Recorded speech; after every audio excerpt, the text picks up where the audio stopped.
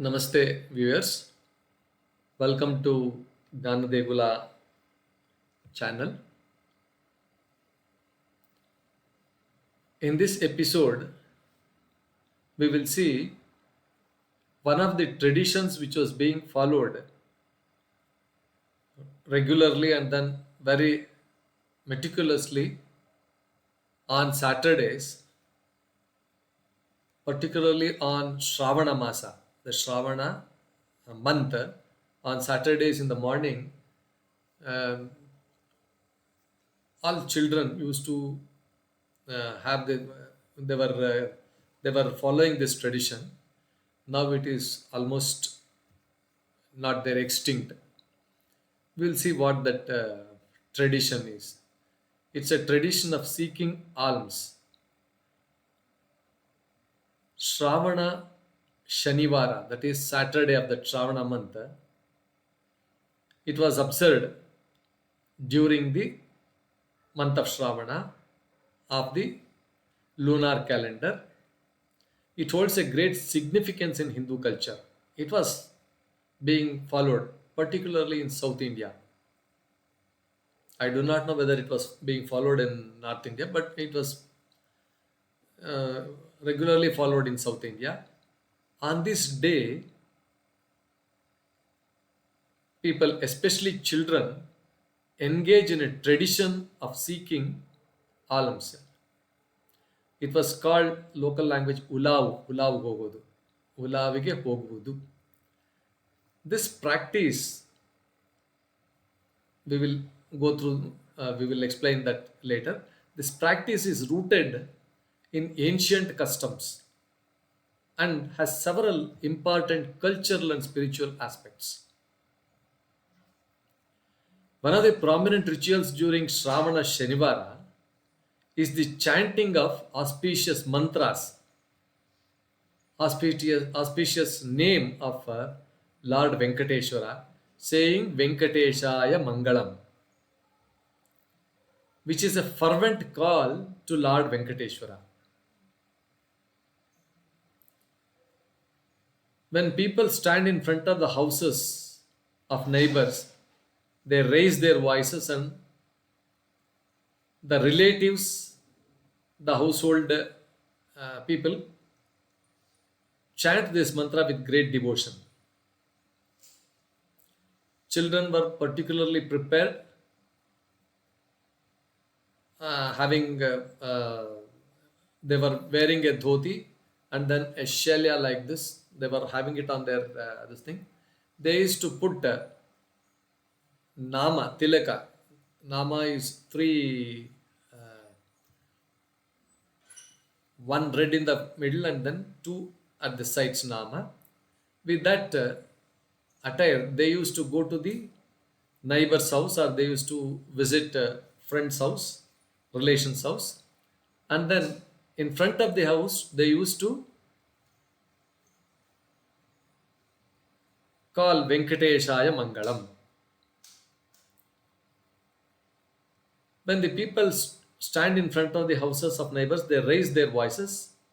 As they do, as they repeat this Venkateshaya Mangalam, the house lady or any other member from inside the house responds by offering a handful of rice to the devotee. This particular boy or child is considered to be a devotee, a great devotee of Lord Venkateshwara, and by offering a handful of rice to the devotee, they consider it as a duty. This process is repeated thrice, and then each time the lady of the house or the inmate of the house, they will offer rice three times. The devotees also sometimes, the house receive some jaggery, some sweetener, and some coins or whatever they feel.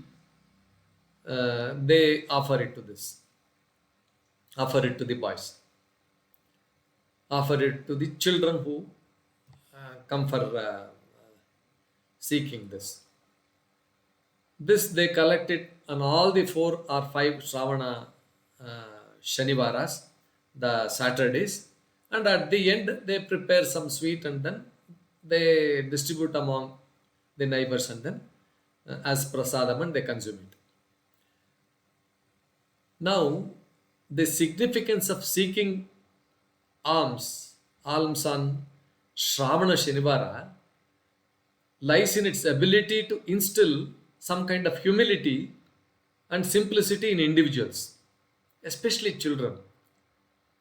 By engaging in this practice, children learn the value of self reliance and the importance of perseverance, even in challenging circumstances. They are taught that in a society you have to request for whatever things you want from the beginning itself, whatever it is, an interconnectedness among all the members of this society, among the households of this society. It was a kind of interconnectedness, interdependence on each house was interdependent on other houses. So the child was being prepared for this interconnectedness and interdependence. Now, requesting for alms teaches them to overcome their inhibitions. How can I go and then ask them about all those things? These inhibitions, and approach people with humility. It fosters qualities like humility, gratitude, and empathy, which are essential for personal growth and character development. Now, when you go and then ask for something, you have to request. You have to make a request. This is the beginning for a child. It learns how to go and then ask and all those things. You cannot go and then demand with great thing. You will have to request them. This is how the character builds in the child. Furthermore, this tradition is deeply rooted in the idea of sharing and community bonding. It reminds individuals of the importance of compassion and helping those in need. By receiving alms, individuals also learn to appreciate the generosity of the others and the significance of community support, which was very much necessary during those days. Now it is not there. Anyway, in the past, this practice was even more prevalent as it was a part of the education system in India itself. Young boys would undergo, after the Upanayana ceremony, that sacred initiation for learning, they used to, maybe around the age of 8 or 10, then they would leave for Gurukulas. Gurukulas were traditional schools which used to impart a lot of education. These boys used to go to receive education. These students were made to go and then request for alms from the society. The society, the households were very much eager to help these students, and they used to take care of them by giving them whatever their needs were, whatever they wanted. This practice not only instilled discipline, it made some self-sufficiency, but also nurtured a sense of gratitude towards the gurus, that is teachers, and the community that supported their education.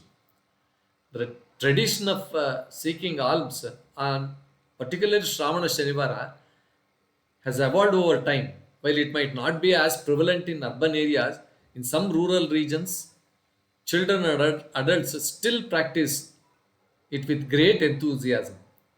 In addition to rice, jaggery, and coins, they sometimes offer fruits, sweets, and other necessities to those seeking alms. So this was a great practice. Now it is not prevalent. In conclusion, Shravana Shanivara and the tradition of seeking alms hold cultural and spiritual significance.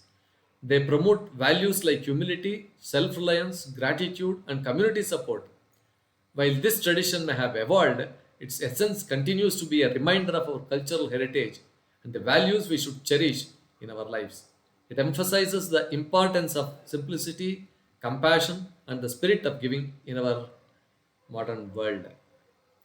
Viewers, with this we end this episode on uh, Ulavu. It is called in Ulavu in Kannada. I do not know what is in other languages what it is being called.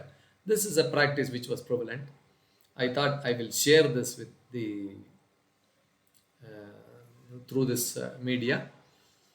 Thank you for your time for watching this video. Please like, share, and then subscribe to our channel. The text whatever I have told is given in the description description box. Whatever you feel like, if you have something else to say about this ULA scheme, kindly put it in the comment box. It will be helpful for everyone. Thank you, viewers.